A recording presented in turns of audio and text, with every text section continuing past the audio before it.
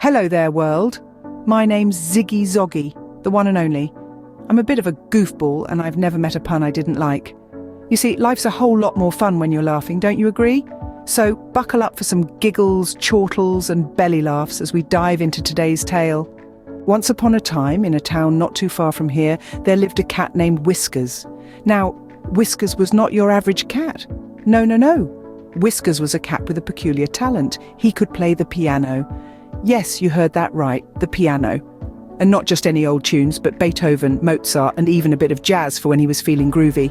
Now, you might wonder, how did a cat learn to play the piano? Well, that's a story for another day. But let's just say when Whiskers wasn't napping in the sun or chasing his tail, he was tickling the ivories like a maestro. One sunny afternoon, Whiskers decided to put on a concert. He sent out invitations to all his friends, the squirrels, the birds, the dogs, and even the grumpy old badger who lived under the oak tree. The day of the concert arrived, and all the animals gathered around the grand piano in the park. Whiskers, wearing a snazzy bow tie, jumped onto the piano stool and began to play. The music was beautiful.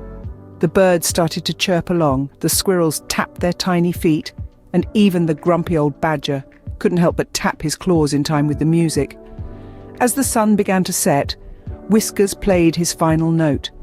The park fell silent for a moment. Then a roar of applause erupted.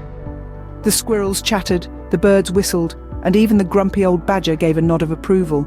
And what did Whiskers do? He took a bow, of course.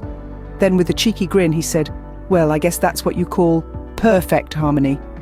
And that, my friends, is the end of our tale. Remember, life's a lot more fun when you're laughing, so keep those smiles wide and those giggles ready. After all, you never know when you'll meet a cat who can play the piano. And just for a bit of fun, here's a joke to end our day. Why don't scientists trust atoms? Because they make up everything. Ha! Get it? Atoms, they make up everything. Oh, I crack myself up sometimes. Until next time, keep laughing, and remember, the world's a lot more fun with a pun.